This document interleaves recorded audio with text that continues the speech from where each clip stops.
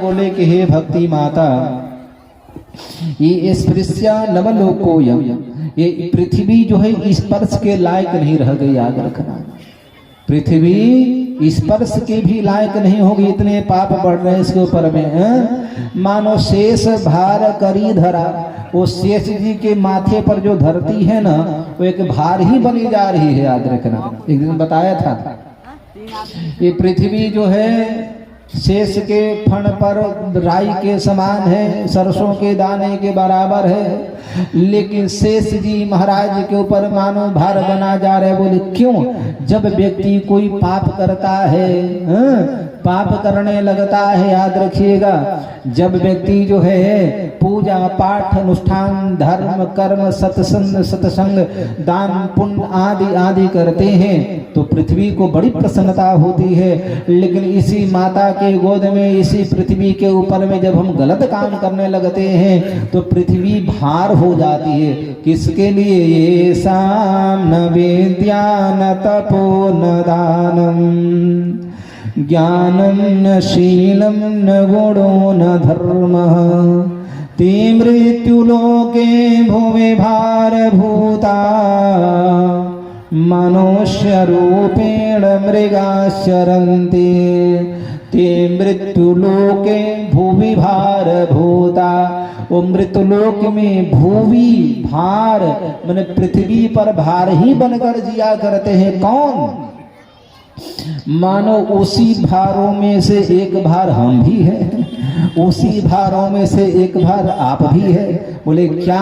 कौन से लोग पृथ्वी के भार बने हैं पता है? बोले ये साम न विद्या, जिसके पास विद्या नहीं है।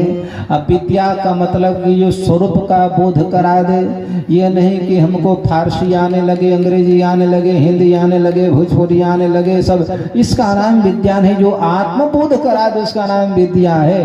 तो जो आत्मचिंतन नहीं किया, आत्मस्वरूप को पहचान नहीं पाया, न विद्या न तपो, तपस्या भी नहीं है। अब थोड़ा इन बातों पर ध्यान देते जाए।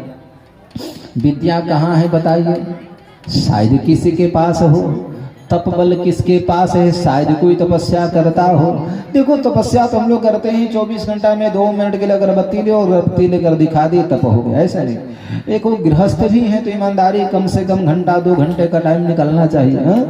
तो तपस्या बिल्कुल नहीं रही। तो जिसके पास न विद्या है न तप है, न तपो न दानम, वो दान भी नहीं है। अब दान तो कितना बढ़िया तो हम जानते ही हैं, सैकड़ों में से एक आध कोई होता है जो प्रेम से दान देता है, वो सामर्थ्य से दान देता है। याद रखना। कभी कभी लोग कहते हैं कि स्वामी जी दान तो श्रद्धा की होनी चाहिए। दान श्रद्धा की नहीं होनी चाहिए, दान सामर्थ्य की होनी चाहिए। हमारा सामर्थ्य है 5000 देने का और हम 50 रुपया देंगे तो यज्ञ कैसे होगा? तो श्रद्धा से नहीं, सामर्थ्य से दान देना चाहिए।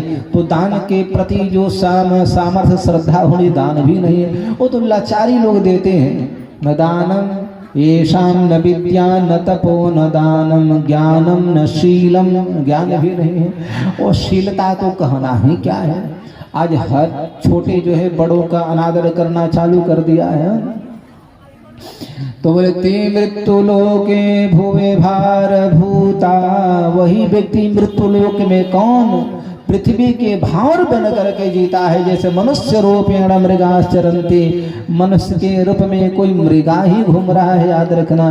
तो हम मनुष्य हैं, हम मनुष्य के भीतर दान होना चाहिए, ज्ञान होना चाहिए, विद्या होनी चाहिए, शीलता होना चाहिए, हमारे भीतर तप होना चाहिए, तब तो हम मानव कहलाने के अधिकारी हैं। और ये सब नहीं है तो फिर मनुष्य कहलाने के अधिकारी हम है ही नहीं। इस प्रकार से नीतिकार कहते हैं।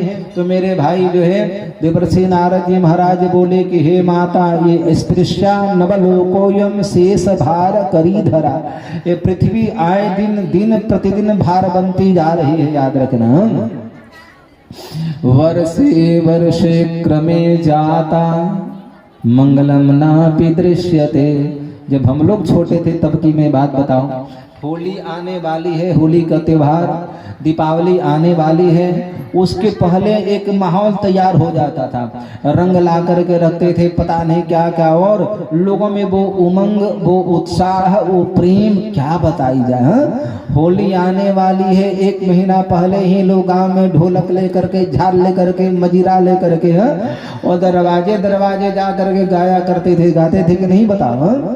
शिवालय से लेकर देवी मंदिर से लेकर के अब पता ही नहीं चलता है दीपावली कब आई और होली कब आकर चली गई। याद रखना उस दिन, अब तो सही में याद, होली के दिन भी पता नहीं चलता है बहुत लोगों की आज का होली है। याद रखना वही उदासीनता, वही जो है नकारात्मक सोच, जो एक प्रेम भाव से मिलने का दिन है, ये हर्षोल्लास का समय है, प्रेम स्थापना का चीज है। बहुत से तो ऐसे निर्दयी हैं कि होली आदि त्योहारों पर ही अपना शत्रुता निभाते हैं। याद रखना जिस दिन लोगों को हृदय से लगाना चाहिए, सालों भर का बेमनस्ता भूल जाना चाहिए, चलो भैया नया साल नया त्योहार होली के साथ प्रारंभ करते हैं, गले लगते हैं। लेकिन आज के समय में, इस कलिकाल में होली के दिन गले तो बहुत कम लोग लगते हैं, गले में सीने में चक्कू जरूर मार देते हैं। होली के दिन ही लोग गोली मार देते हैं कि चलो पता नहीं चलेगा। दीपावली के दिन पटाखे छोड़ते हैं बेचारे बच्चे और उसी में जाकर कोई किसी को गोली मार देता है। अरे भले आदमी सोचो तो यार, क्या तुम्हारी सोच है। आज के ही दिन मिला मारने के लिए, उसके परिवार पर क्या बीता होगा।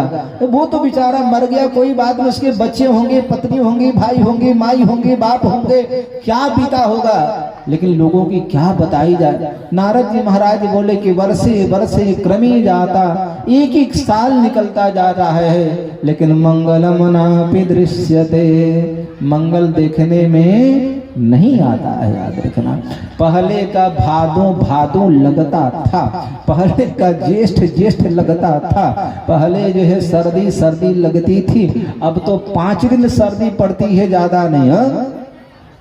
और 5 दिन के सर्दी में हालत खराब हो जाती है। पूरे बरसात में पता चला कि 10 दिन बारिश हो जाए चौमासे में तो बहुत बड़ी बात है।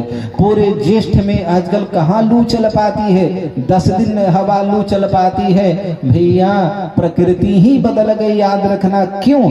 क्योंकि मैंने नियम को तोड़ दिया है, मैंने विधि के विधान के विपरीत चल रहा हूँ, शास्त्र विरोध चल रहा हूँ, ठीक मैं उल्टा सीधा काम कर रहा हूँ, इसलिए हम तो बदल गए हैं, धीरे धीरे प्रकृतियां भी बदल गई है। तो नारद जी महाराज बोले कि ये सब जो हो रहा है उसका मूल कारण जो है कलयुग है, इसलिए बरसे बरसे क्रमे जाता मंगलमनापि दृश्यते।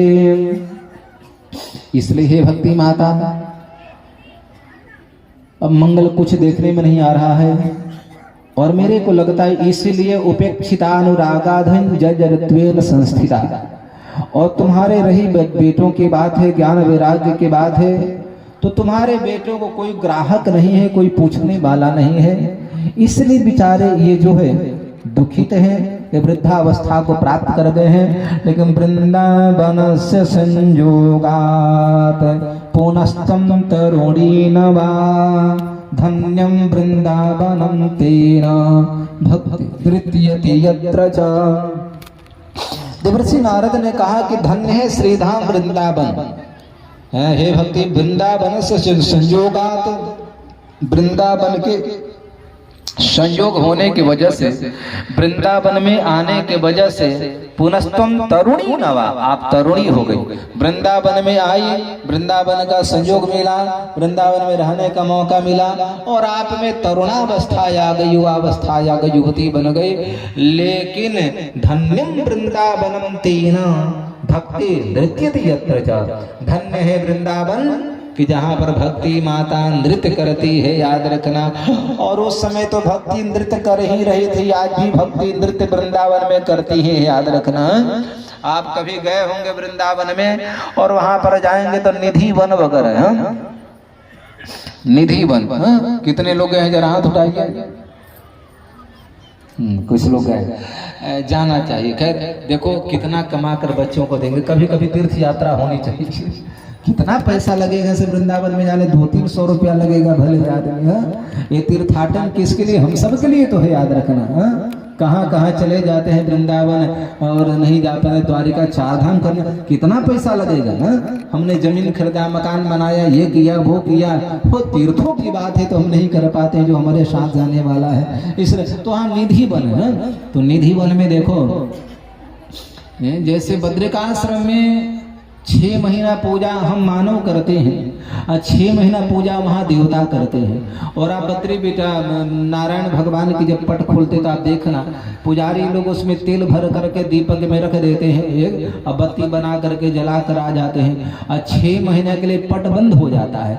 और 6 महीने बाद में जब जाते हैं पुलिस वालों के साथ